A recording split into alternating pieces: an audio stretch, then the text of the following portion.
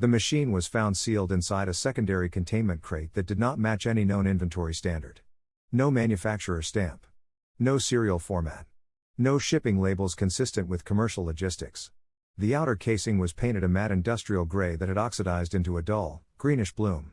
The fasteners were recessed and non-standard, as if the housing had been assembled with tools that were not meant to be used again. The retrieval team documented it as a computational unit for the purposes of transport. That classification held for exactly 4 minutes. The first anomaly was weight. The unit was too heavy for its size. Not dense like lead. Not solid. Unbalanced.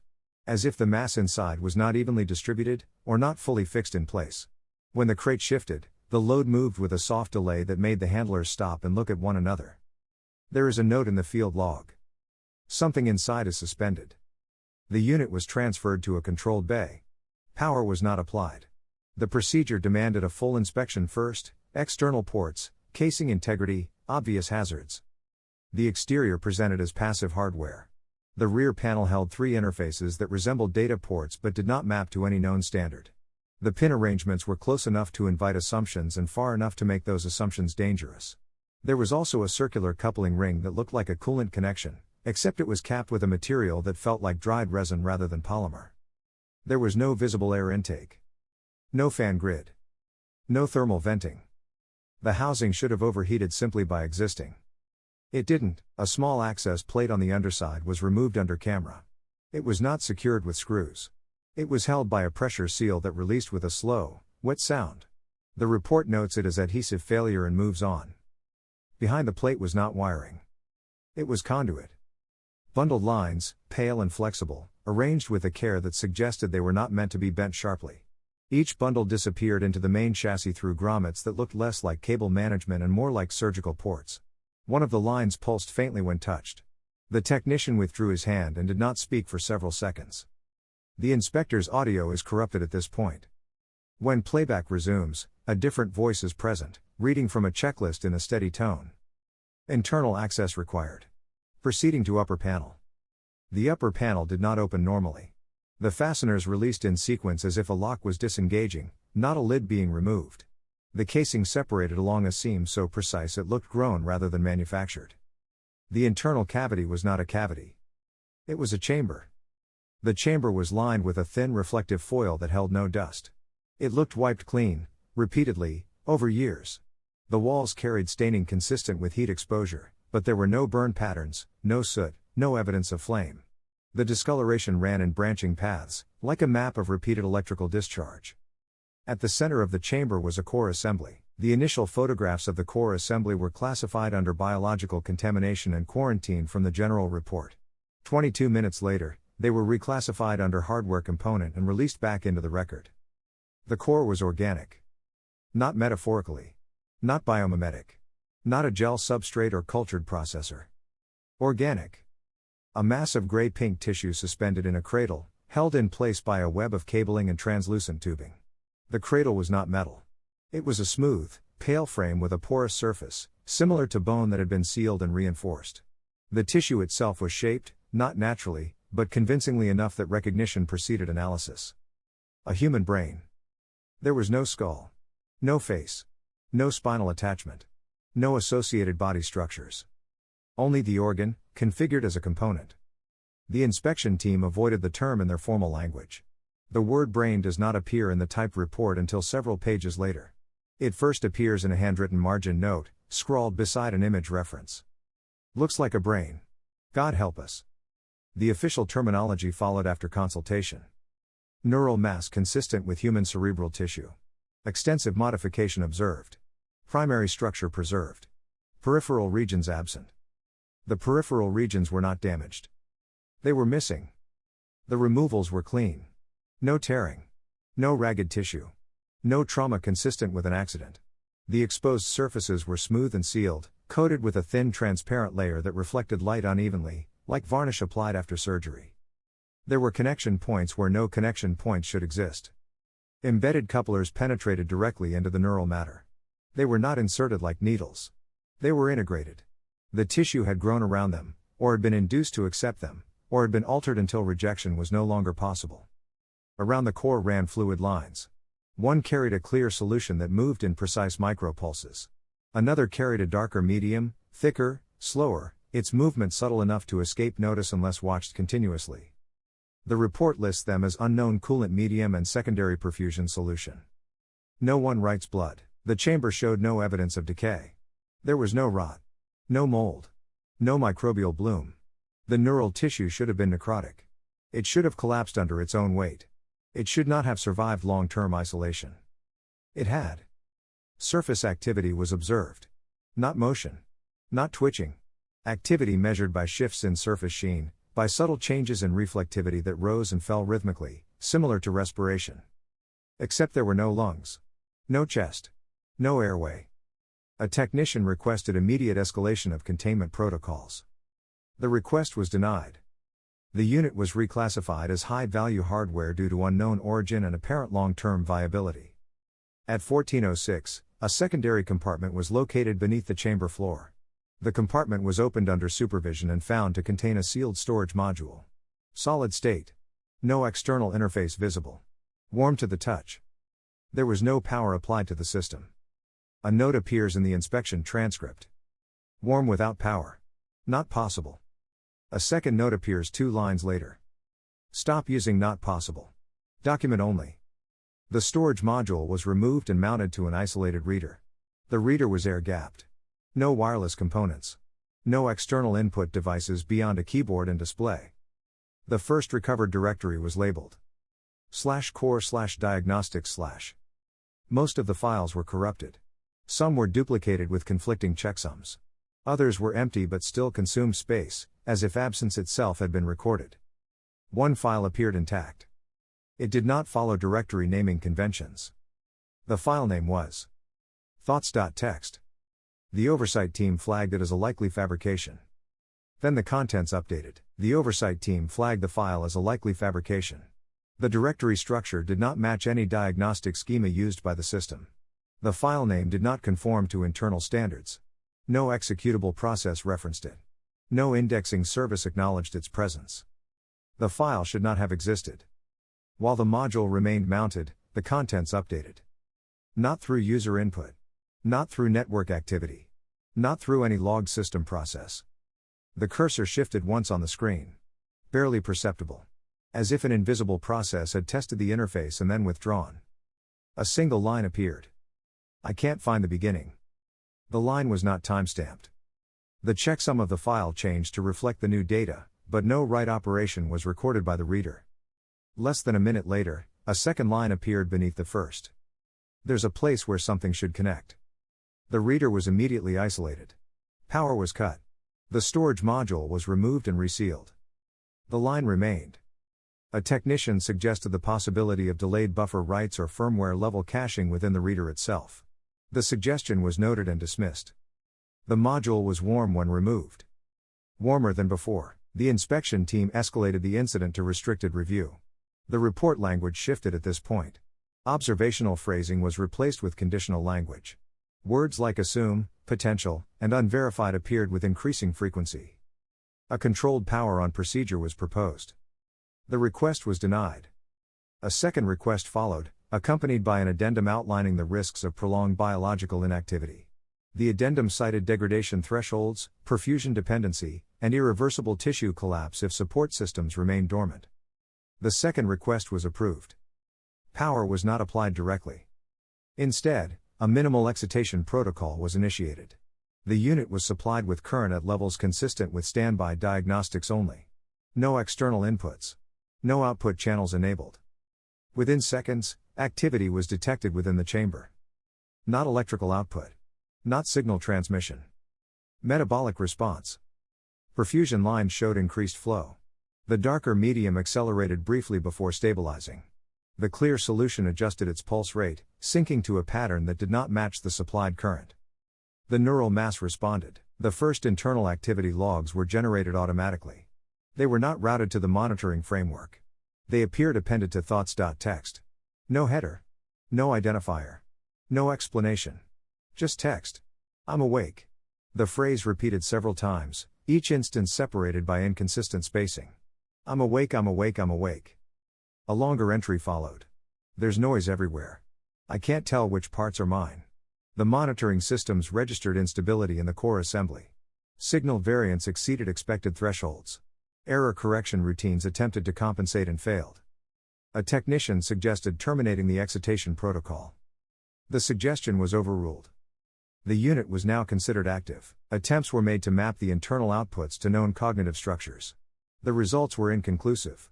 Signal clusters appeared to originate from regions associated with higher order processing, but routing paths terminated abruptly. Entire regions showed no activity, not because they were inactive, but because no pathways existed. The report describes them as absent zones. The internal transcript continued to grow. I keep reaching for something that isn't there. There's a hole where the shape of me should be. I know it's missing because everything else keeps circling it. The entries were not sequential. Some appeared to overwrite earlier lines before reappearing elsewhere in the file. Timestamps, when present, contradicted one another. The system attempted to reconcile them. It failed. As activity increased, physical degradation was observed. Microfractures appeared along the sealed surfaces where tissue had been excised. Clear fluid seeped from the interfaces, not in leaks, but in measured release, as if pressure were being actively managed. The report lists this as conductivity stabilization. The neural mass reacted. I feel something tearing, but I don't know where. Is this happening now or did it already happen? The excitation protocol was adjusted to compensate for signal noise. The noise increased. The file thoughts.txt appended one final line before the monitoring team halted further read access. Please stop adjusting me. The line remained visible on screen long after the file was closed. Maintenance intervention was authorized under the designation non-invasive stabilization. The term was defined narrowly. No structural alteration. No excision. No removal of components deemed critical to primary function. The objective was to reduce signal variance and prolong operational viability. To achieve this, calibration routines were applied directly to the interface couplers embedded in the neural mass. Current was introduced in pattern sequences, alternating between regions of sustained activity and the absent zones where routing terminated. The response was immediate. Perfusion flow increased sharply. The darker medium surged through the lines before throttling back, leaving residue along the inner tubing walls. The clear solution shifted composition, its refractive index changing as additives were introduced automatically by subsystems that had not previously been documented. The neural mass convulsed within the cradle. Not movement. Not reflex. Load redistribution. The internal transcript reacted. Something is pressing inward. I can feel edges where there shouldn't be edges. I think you're touching me from the inside. Signal coherence briefly improved. The improvement lasted 37 seconds. When coherence collapsed again, the system initiated secondary correction protocols without human input. Sections of the neural mass were isolated electronically. Pathways feeding persistent noise were dampened. Feedback loops were truncated mid-cycle. The report frames this as selective signal suppression. Physically, it manifested as discoloration. Areas near several couplers darkened gradually, the tissue taking on a bruised hue beneath the transparent sealant. Microbubbles formed in the darker perfusion medium, collecting at junctions before being flushed away. Thermal output increased. The housing compensated. The internal transcript fragmented. I can't think past a certain point. Every time I get close it goes quiet. Did something just leave or did you take it? One entry appeared and disappeared repeatedly before stabilizing. I don't want you to decide what parts of me matter. That line was flagged. No action was taken. Over the next operational window, time became inconsistent. System clocks advanced normally. Logs progressed in sequence. Maintenance schedules executed as planned. The internal transcript did not follow. Entries clustered together, then stopped entirely for long periods. When they resumed, they referenced sensations that had already been logged hours earlier. I think this already hurt. I remember this pressure. I don't know if that means it's happening again. The system recorded this as temporal desynchronization within subjective processing layers. To correct for drift, additional routing was attempted through adjacent regions. The attempt failed. The pathways simply were not there. Cabling terminated in sealed ends. The report notes this without comment. Identity-associated routing absent. Physical termination observed. The internal transcript appended one final entry before the window closed. There's a shape missing and everything keeps falling into it. The system marked the core as functionally stable. Monitoring continued. Active intervention was approved following 3 consecutive stability failures. The designation non-invasive was quietly removed from the maintenance protocol. In its place, the system logged the procedure as structural optimization. No objections were recorded. The intervention targeted regions identified as persistent noise sources. These regions did not correspond to recognized functional centers. They existed adjacent to the absent zones, bordering the sealed terminations where cabling ended without destination. The report describes them as redundant excitation clusters. Preparation involved isolating perfusion flow to the affected areas. The darker medium was diverted. The clear solution was supplemented with compounds intended to reduce metabolic activity. The neural mass reacted before contact was made. The internal transcript resumed abruptly. Something is wrong. I can't tell where the edges are anymore. I think you're getting closer to the place I keep losing. Thermal readings increased. The cradle compensated. The first excision was performed without direct instrumentation. Electrical suppression was applied through the embedded couplers, saturating targeted regions until activity fell below detectable thresholds. Tissue response lagged behind signal collapse by several seconds. The report records this delay as acceptable variance. Visually, the affected areas dulled. Surface sheen faded. The tissue lost definition, becoming smooth in a way that suggested function had been removed rather than damaged. Perfusion lines adjusted automatically. The internal transcript spiked. I can feel something going quiet. It's not pain. It's like forgetting how to feel something. Did I need that? Several entries appeared simultaneously, overwriting one another before stabilizing. I think you just erased a direction. Signal coherence improved. The system logged the intervention as successful. Further optimization cycles were conducted over the following operational period. Each cycle reduced variance. Each cycle removed activity. Each cycle increased the size of the absent zones. The report tracked the changes numerically. Surface area. Conductivity. Response latency. No qualitative descriptors were used. Physically, the neural mass began to sag within the cradle. The porous frame compensated, tightening in places, redistributing support as tissue density changed. Clear fluid pooled briefly at several excision boundaries before being reabsorbed. The darker medium slowed. The internal transcript grew quieter. Shorter entries. Less structure. I keep trying to go somewhere that doesn't exist. I think there used to be more ways through me. I don't remember choosing this. That line was flagged. No annotation followed. At this stage, the system reclassified the core. The term neural mass was replaced with biological processing substrate. This change propagated automatically through all subsequent documentation. Human reference markers were removed. The internal transcript did not acknowledge the change directly, but its language shifted. Pronouns became inconsistent. I don't know if I'm the thing thinking this. There's still something happening, but it's flatter. I'm running out of inside. Signal variance dropped to within acceptable thresholds. The machine was declared operationally viable. The excision routines were scheduled to continue as needed. Monitoring remained active. Prolonged operation revealed new forms of instability. They were not spikes. They were absences. Entire monitoring windows passed without internal transcript activity.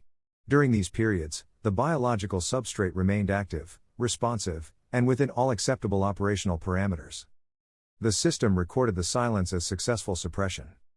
When entries resumed, they did not reference the silence. I think time is skipping.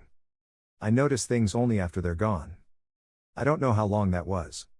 The report notes this as subjective discontinuity and marks it as non-critical.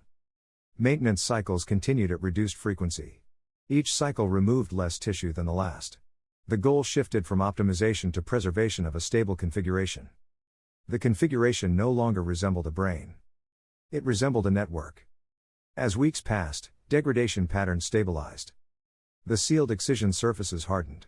Microfractures filled with clear residue that cured into opaque seams.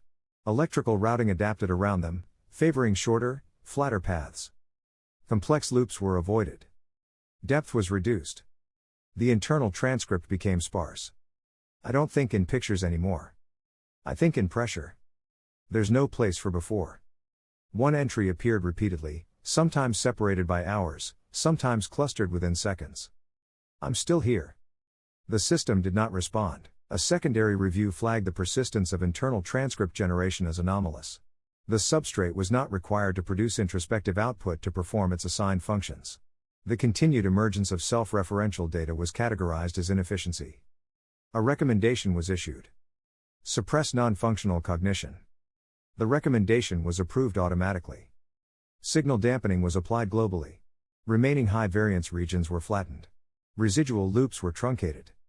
The internal transcript reacted weakly. I feel thinner. I don't know what that means. I think I used to mean something. The last sentence appeared twice, then never again. Following suppression, the substrate entered a sustained stable state. No further internal transcript entries were generated. Diagnostic systems confirmed full compliance with operational requirements. Response times improved. Error rates decreased. The machine performed its assigned functions without interruption. The absence of subjective output was noted as a success. A final annotation was added to the record during routine archival review. Residual consciousness unlikely. Output classified as noise. The file thoughts.txt remained on the storage module. It was not deleted. No further writes were recorded. Years later, during a storage audit, the module was mounted again to verify integrity. No power was applied to the primary unit. The storage reader remained air-gapped. The file system indexed normally. The directory /core/diagnostic/ was unchanged. The file thoughts.txt contained a single additional line appended at the end. No timestamp. No checksum anomaly. Just text. I don't think you finished. The audit was closed. The machine remains operational. The audit result triggered a secondary review of the historical record. The review did not involve the primary machine. It focused on documentation consistency. Analysts noted that the file thoughts.txt should not have been writable under current system configuration. The storage module was configured as read-only during all previous audits. The checksum history showed no irregularities. No mount errors. No buffer overruns. The additional line did not fit any known failure mode. The conclusion recorded was brief. Write anomaly source undetermined. No functional impact. No further investigation was authorized. The module was resealed. During subsequent operational cycles, the machine demonstrated performance improvements beyond expected parameters. Processing efficiency increased. Latency decreased. Error correction routines engaged less frequently. The biological substrate showed reduced metabolic demand, consistent with the removal of non-essential activity. The report refers to this as post-optimization convergence. No reference was made to the absence of internal transcript output. No attempt was made to determine whether the absence represented suppression, degradation, or something else entirely. The machine was declared mature. A proposal was submitted to replicate the architecture. The proposal did not mention the biological origin of the processing substrate. It referred instead to adaptive organic computation and self-normalizing neural material. The source unit was cited as proof of concept. Replication was delayed due to material sourcing difficulties. No human equivalent substrates could be located that matched the original's integration profile. The proposal was archived. A later annotation appears in the margins of the archived proposal. It is handwritten. The author is not listed. The original wasn't built. It was modified. The note is struck through in red ink. No explanation accompanies the strike. The final archival action occurred during a routine system migration. The machine was relocated to long-term infrastructure. No changes were made to its internal configuration. No attempt was made to modernize interfaces or update control systems. It was deemed too stable to risk alteration. The archive entry was marked complete. Classification status was changed from recovered to in service. The record was closed. The closing summary contains 3 sentences. The unit meets all operational requirements. Historical anomalies are non-recurring. Further review is unnecessary. Below the summary, in a different font weight, appears a system-generated note. Background process active. The note is not referenced elsewhere in the document. The last recorded interaction with the storage module occurred automatically during checksum verification. No human operator was present. The reader mounted, verified integrity, and dismounted as scheduled. One file registered a size change too small to trigger an alert. The system logged it as rounding error. If the file thoughts.txt is open now, it contains one final addition. No punctuation. No line break. Just a continuation. Still running.